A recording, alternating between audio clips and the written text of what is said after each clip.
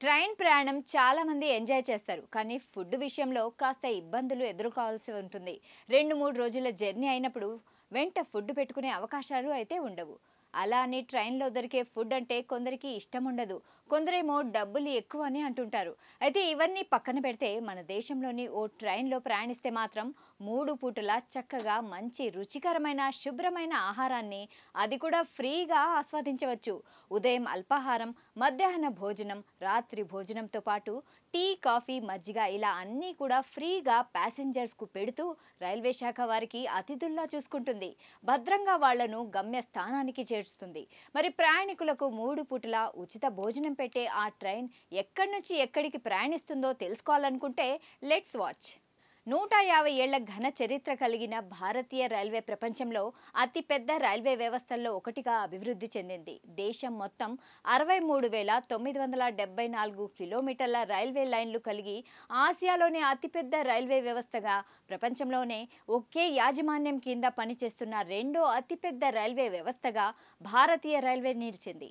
ఉద్యోగ కల్పనలో కూడా ముందంజలో ఉంది. భారతీయ రైల్వేలు ప్రతిరోజు దాదాపు 2.5 కోట్ల మందిని ఒక ప్రదేశం నుంచి మరొక ప్రదేశానికి తీసుకెళ్తాయి. సాధారణంగా ఇంత పెద్ద సంఖ్యలో ప్రజలను తీసుకెళ్లడానికి వేల రైళ్లు అవసరమవుతాయి. కాబట్టి ఇందుకోసం రైల్వేలు 13,452 రైళ్లను నిరంతరాయంగా నడుపుతున్నాయి. ఇందులో లగ్జరీ, సూపర్ ఫాస్ట్ రైళ్లు కూడా ఉన్నాయి. వీటి సంఖ్య కూడా అంతకంతకు పెరుగుతోంది.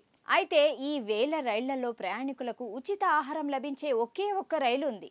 అంటే ఈ రైలు మీకు ప్రయాణాన్ని ఆస్వాదించడమే కాకుండా మార్గంలో ఉచిత అల్పాహారం, భోజనం, రాత్రి భోజనం కూడా అందిస్తుంది. గత 29 సంవత్సరాలుగా ప్రయాణికులకు ఈ రైల్లో 3 పూటలా ఉచితంగానే ఆహారాన్ని అందిస్తున్నారు. అది కూడా ఈ మార్గంలోనే 6 స్టాప్లలో ఈ ప్రత్యేక సదుపాయం ఉంటుంది. ఇందులో అల్పాహారం, మధ్యాహ్న భోజనం, రాత్రి భోజనం కూడా ప్రతిదీ ఉంటుంది. ఈ ప్రత్యేక రైలు దేశంలోని 2 ప్రసిద్ధ మత ప్రదేశాల మధ్య నడుస్తుంది.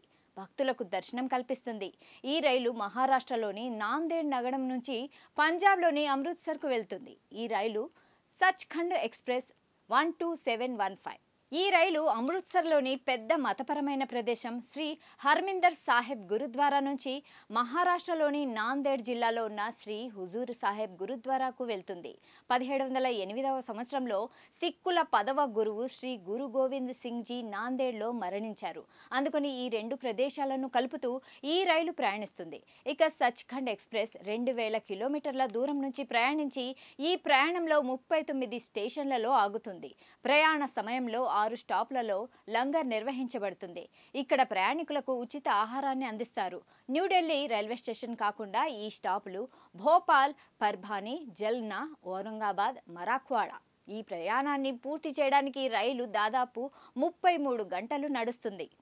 ఇక ఈ ఆహారం ఖర్చును ఎవరు భరిస్తారనే విషయానికొస్తే అంతా కూడా గురుద్వారాలు అందుకుంటున్న విరాళాల ద్వారానే ఖర్చును భరించడం జరుగుతుంది.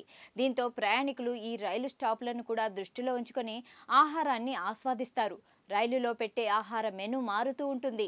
కర్రీ రైస్, ఛోలే, పప్పు, ఖిచిడి, బంగాళాదుంపలు, క్యాబేజ్ లేదా ఇతర కూరగాయలు వడ్డిస్తారు. ఈ ఉచిత లంగర్ను ఆస్వాదించడానికి ఈ రైల్లో జనరల్ నుంచి ఏసీ బోగీల వరకు ప్రయాణికులు తమతో పాటు పాత్రలను కూడా క్యారీ చేస్తారు. లంగర్ల దగ్గర భోజనం చేసుకుంటూ హాయిగా ప్రయాణాన్ని ఎంజాయ్ చేస్తారు.